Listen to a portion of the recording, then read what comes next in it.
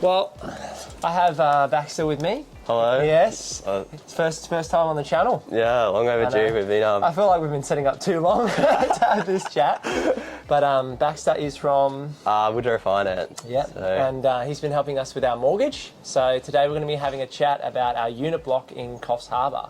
We bought the property late, what was the time? It's been gone flying now, December 2021. Yeah, I think just under 2 years ago. Yeah, so just under 2 years ago, and we purchased it originally with a company called Pepper.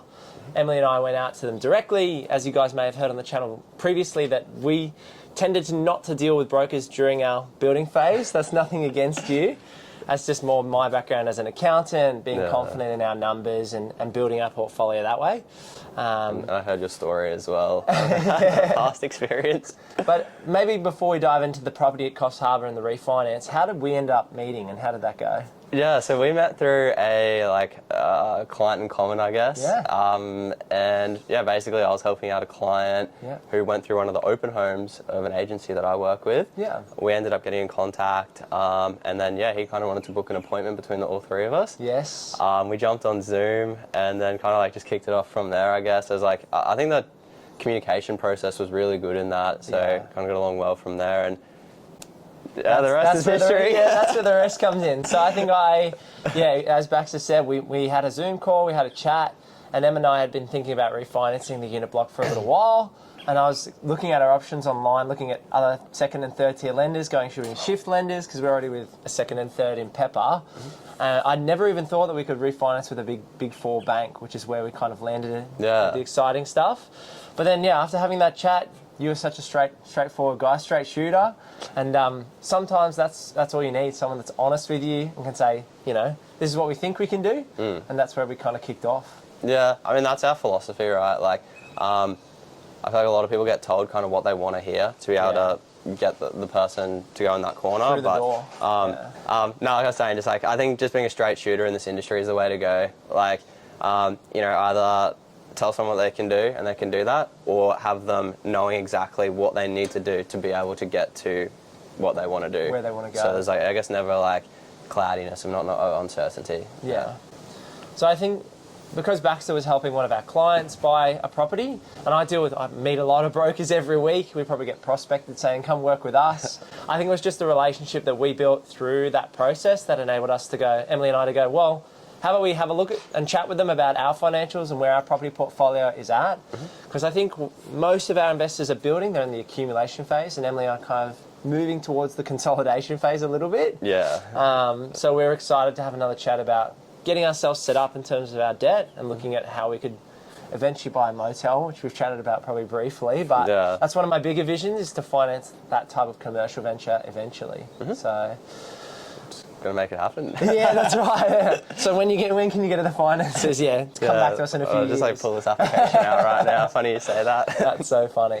So let's probably talk a bit more about the unit block, what you guys proposed for us, because you gave us a really good proposal letter, and maybe I'll just let you lead that. Yeah, so I think when we had a look through yours, the main concerns was, first of all, we identified straight away that you got to Pepper for a reason, right? Yeah. And when Pepper's involved, you're thinking, okay, why is this person with Pepper? Yeah. Because you don't just go to Pepper unless there's a reason for it. Yeah. And what are those reasons? What are the two most common that would take you to Pepper?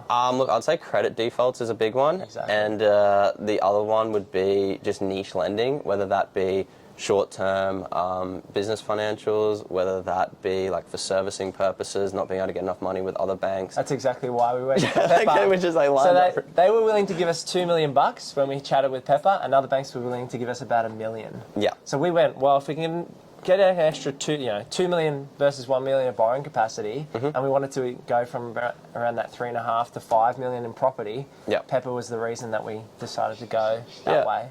Yeah, of course. And the thing with Pepper as well is people hear and it's good that you guys obviously have the understanding around at a starting point or an entry point product. Yeah.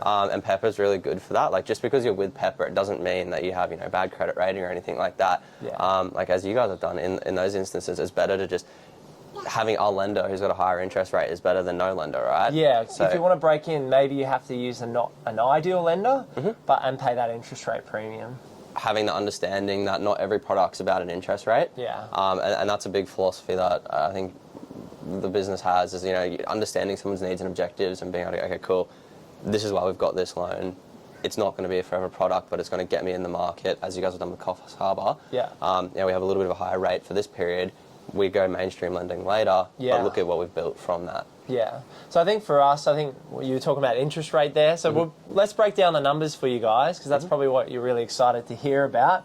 I know most people love the numbers. So if you have seen, there's some previous videos about the income and the auction, because we actually bid online. Yeah. So we bought Coffs Harbour, the unit block, sight unseen. Really? So I knew it was auction. I didn't know it was sight unseen. It was sight unseen. So the backstory is we went to buy another uniblock. We missed out. Okay. And then I found it within 24 hours before it went to auction. Oh. And I went to the missus. I said, look, this is the one. This is the property. I ran my numbers. As being a buyer's agent, I could run my numbers super quick. Yep. Got a copy of the building and pest.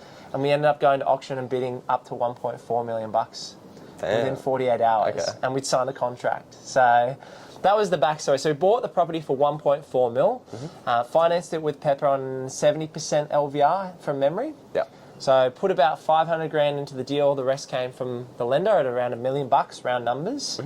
And then we just let it sit for about a year and a half until we started chatting. Yeah.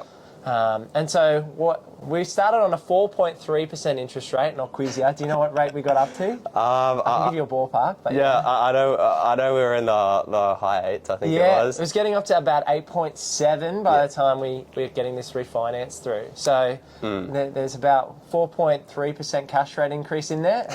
And so we're sitting on around a 4% rate initially. Yeah. And they've come up about 4.5 to 4.6% on top of that since we bought the unit block. Yeah, I remember that being like, when we first saw the statement, that was a pretty standout thing too. I was like, They didn't hold back on increasing the rate when they had the opportunity. No, they didn't. And so I think we saw that, and we're like, whatever we can shave off that is going to make, especially for that kind of loan amount, it does make a big difference. Yeah. So that's probably, I'll let you reveal the goal now. So we've gone from 4.4 or around mid-4s all the way up to high 8s in terms of interest rate. So what 3 products were you kind of talking about recommending, and where do we actually end up?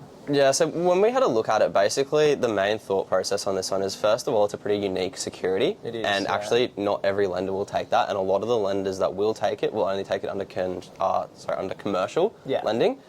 Sorry to cut you off. The reason it's unique is it's 4 or almost 5 dwellings on one title. So yeah, we actually kind of did it four dwellings on one title, even though it is technically 5. Yeah. And that's kind of what let us keep it in the residential area. Space.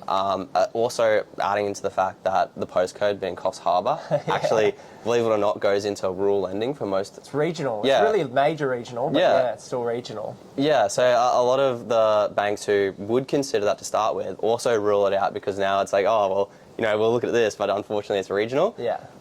Even though there's 100,000 people down there. Exactly. And I remember being on the phone to a couple of banks, and they're like, look, I get it. It's not a small country town. But we can't choose the postcodes. Yeah. So that, also adding to the factor was the fact that M's currently not working. Yes. So M's currently on maternity leave. Yep. And we're actually due another baby, which is very exciting. We're having another baby boy. Oh, so that's the first drop on the YouTube channel. So we're very excited. Congratulations! Yeah. It's going to be chaos, but so worth it. Yes. So at the moment she's not back at work, but we're looking at a return to work. Yep. Yeah. Cool. And that's the thing we also had to look at, finding someone who's going to be happy to use return to work income for.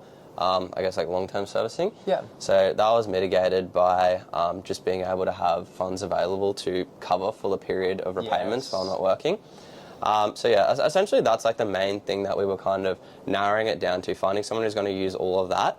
And then on top of that, making sure that we can make the loan service as well, because servicing was pretty tight, and that's just because of the interest rate buffers. Yeah. Obviously, when you were saying before, you got the products at around 4%. 4% plus a maybe 3% buffer when they were assessing us. Yeah, so they're assessing at 7%, whereas now they're assessing essentially just under 10% for all of them. Yeah. So it's going all of those factors in one, kind of getting everything to fit.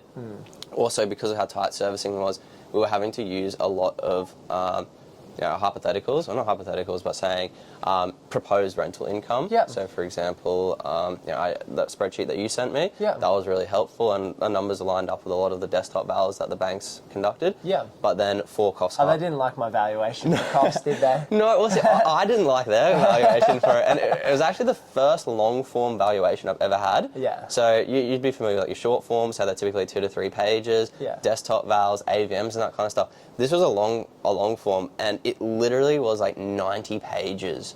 The valuation, everything. So it was crazy. I kind of disagreed with what the valuation came back with, but I think at the end of the day, it kind of just lined up more to what they needed it to be. Yeah. Same with like if you go in with a contract of sale, they kind of just do the valuation to based on what Yeah. you're looking for in terms of the outcome. Yeah, so they Yeah. just lined up with like the LVR max that they had. Yeah, so I thought it probably would be worth around one. I even think it could go up to 1.8 in today's environment because of what it is and the income it brings. So it's bringing in around $100,000 a year, and it's probably a little under rented, which is fine, and we're going to add value to it as well. But they can't value it unless you've added the value. Yeah, exactly. So we might need to reno it down the track. And so I was hoping for a val around 1.7. I think it came in closer to 1.5 on the bank val. I think 1.5 on the dot Yeah. is from memory. And 1.5 enabled us to... Yeah, and Refinance. 1.5. Basically, all we needed was 1.5 or above. Yeah. Because they have capped it at Yes. 80% LVR, which is your loan to value ratio. Yeah. Additionally to that, we also needed at least 97,500 income from it per year. Yes. And so they went out and they appraised individually in the report each different dwelling. I don't know if I saw all this. No, well, That's cool. I'll see if I can get it to you. It's just because it's technically bank property. Yeah. It's like they're a little bit like I probably can get it to you. But just like keep a bit If you want to hear about your bank valuations, chat to your broker.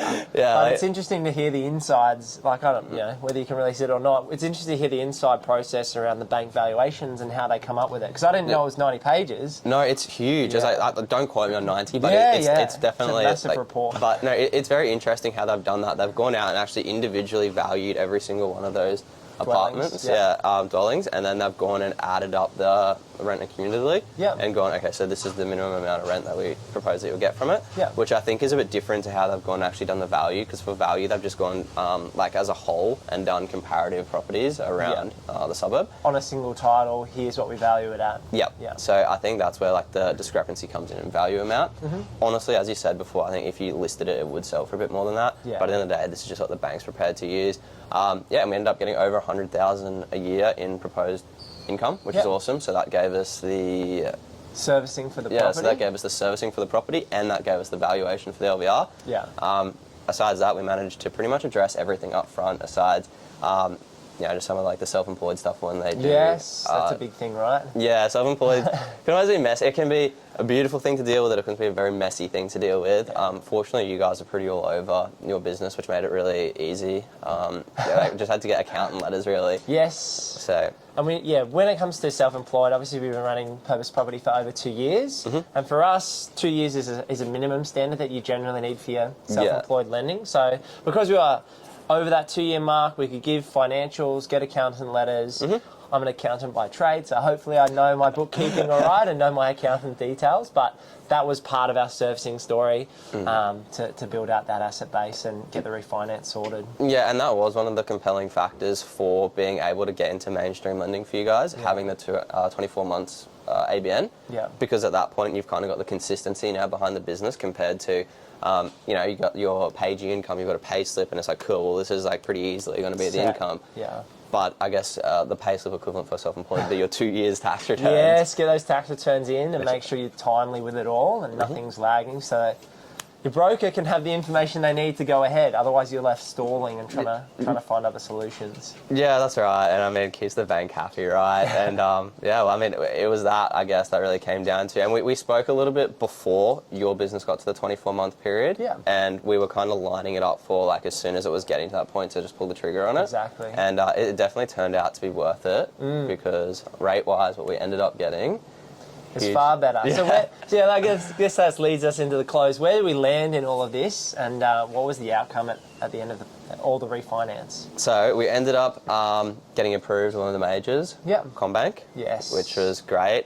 They have a pretty open-minded policy about they'll take it for what it is, more say, and like if there's black and white policy, they're kind of willing to go into the grey area. And when I say that, obviously responsibly, as long as... Yeah, there's grey in everything, right? Yeah. It's just a matter of looking at your situation, looking at your income, your expenses, the assets, and working out what they want to lend against based on the regulations. Yeah, they'll actually look at you as a borrower and you know, actually look into you a bit more, which is great. So we love CommBank. And yeah, rate ended up dropping down. 6.44, I believe. Yeah, I think we're just under 6.5. Yep. Yeah, exactly. which is awesome. So we're talking, what, more than 2% off your... About 23,000 a year he's saving me. He's making money and we're saving money. It's like a win-win. Yeah, that's right. It's a huge saving there. So I was stoked getting that one pre-approved, formally approved, sorry. Executed, That made us really happy because, you know, we prepped you going into it that it's not a sure thing, that application, because there was a lot to it. I mean, especially the servicing side as well with those buffers. So it made us really happy being able to get that across the line. I think that's what happens because a lot of, obviously I talk about investment on the YouTube channel and we've got a lot of owner-occupiers we work with, but given that we were building an investment portfolio and we're now sitting at quite a large asset base, it does get more difficult for you as a mortgage broker. I didn't make his job easy. It's only going to get harder from here, right? Oh, it was like the test. It was like, let's see what this guy can do. That's right. So I think if you can find a broker, whether it's Baxter or someone else, obviously I'd recommend Baxter myself, but we don't want to load them up too much. Find the right balance. So Baxter's from... Woodrow Finance. Yeah. It's, what's your website address? www.woodrowfinance.com.au. There you go. Heard it from the man himself. So load them up. I've had a great experience myself. I know lots of our clients have been using you in the last 6 months, 12 months. Yeah, we've had a fair few come through now, and smooth sailing. Probably far simpler than myself, being a buyer's agent, having our size portfolio. If you're looking for help, have a chat with Baxter. Head over to Woodrow Finance, and they're a great resource to help you get your mortgage broking done. Yeah, 100%. Reach out. We'll get it all booked in. Know what you can spend when you go have a chat with Luke, and then... Yeah, that's right. So, I mean, it's about building your team, and whether that's us as a buyer's agent or mortgage broker or somebody else, you need to find who fits into your team. And so, if you can get your finance pre-approved through someone like Baxter or Baxter himself, and then go work with a buyer's agent, whether it's myself or another trusted buyer's agent in the industry. It's about finding the people that you resonate with, that can actually be direct with you. That's one of the things I love about working with Baxter. He's happy to pick up the phone, happy to send me a text and go, hey mate, we've progressed in through the, as we're refinancing, talking us through those stages and letting us know, we need this from you. The most recent one was insurance. We need the updated certificate of currency or whatever it is. If you can find someone that resonates with you and wants to walk you through the process, head over to woodrowfinance.com.au if you're looking for a mortgage broker. And obviously I'll plug my business, Purpose Property, if you want a buyer's agent. But that's been exactly how we refinance the unit block. So it should settle in the next week or two. Hopefully Wednesday. Yeah. We've requested to be booked in for Wednesday. Express. Yeah, we're doing a fast refi, so get that all sorted and wrapped up. But yeah, it's been an awesome experience so far, and hopefully many more. That's right. So as Em and I look to build out the portfolio, whether it's commercial deals or different types of assets, we'll be having a chat with the guys at Woodrow. But yeah, amazing job and really appreciate your time. And hopefully you guys got value from hearing about the unit block and how we've just refinanced it. Awesome. Thanks for watching. Awesome. See ya. See you guys. Bye. I get exposed to the life of the inside, the podcast, the scoop, not the scoop, the YouTube, social media. Brisbane's newest social media sensation. That's right, the man, the myth, the legend. Don't talk me up too much.